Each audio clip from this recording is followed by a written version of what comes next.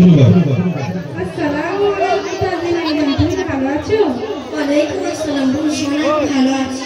তা এত পর্দা করে কোথায় চললে? আজ আমাদের পাশের গ্রামে জলসা আছে, সেখানে আমি গজল বলতে যাবো।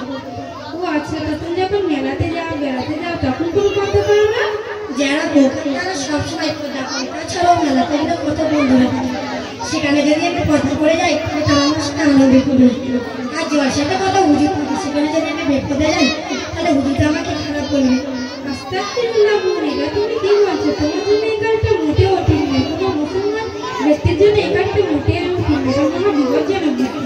কেন তুমি আমার দরকার সবার আছে, আমার জন্য দাম থাকে। কে বাবা এখন আনন্দ করতে করার সময় তুমি ভুল বলছো, কারণ আমরাও তারা ছোট ফোনটা কই? আর তুমি আমরাও তারা করে মানুষের কাছে দাম পাচ্ছ না, কাপড় কথা বলছো। তোর ফোনটা দে তো, আর লকটা খুলে দিই ইউটিউবে। এই ভিডিওটা এরকম ডিজাইন করি, এই দেখ এরকম কি বলে অটোমেটিক যেরকম সে ডিজাইন করে এডিট করে, এরকম একটু হালকা হালকা করে ইউটিউবে ঢোক মার মার এরকম করে ডিজাইন ওটা একটু করে তাহলে চাই করে ভালো।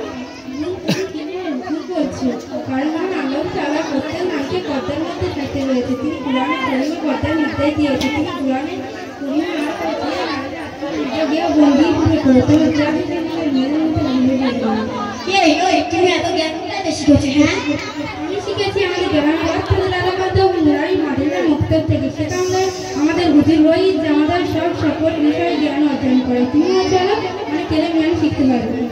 না না, আমার এখন মুক্তবে যাওয়ার সময়, তাছাড়াও সময় আছে পুরের, তখন আমি নামাজ পড়বো, রোজা করবো, কথা করবো, তখন আমার দরকার, এখন আমার দরকার নেই। তুমি কি বললে?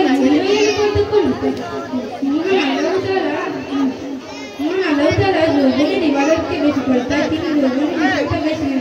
এছাড়াও আমাদের প্রিয় নবী রাসূলুল্লাহ সাল্লাল্লাহু আলাইহি ওয়াসাল্লাম বলেছেন, তুমি যেটুকু এরকম মধ্যে সেটি এর মধ্যে পৌঁছে যাও, তুমি এখন ভালোই জান্নাতে যেতে পারবে না।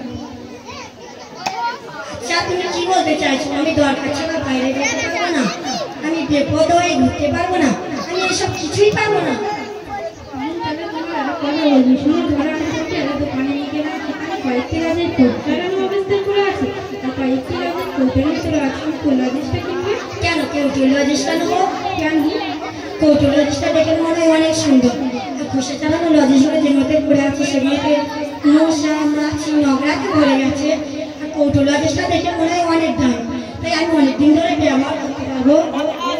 তাহলে তুমি এরা বুঝতে পারবে কোটা চালানো লজিসের মধ্যে তোমার জীবনটা কেমন হবে। কৌটো যেমন করে দেয় লজিসকে নিরাপদে, তেমনি করে ঘর আমাদেরকে নিরাপত্তা দেয় ও সৌন্দর্য ও সম্মান। আচ্ছা বোন, আজকালকার মা বোনেরা কি এগুলোই জানে না? হ্যাঁ, অনেকে এগুলি জানে, যারা জেনে শুনেও পর্দা করে না। আজকালকার মা বোনেরা জানে যে পর্দায় ঘুরলেও খারাপ কাজ করলে 4 জন পুলিশকে জাহান্নামে নিয়ে যাবে।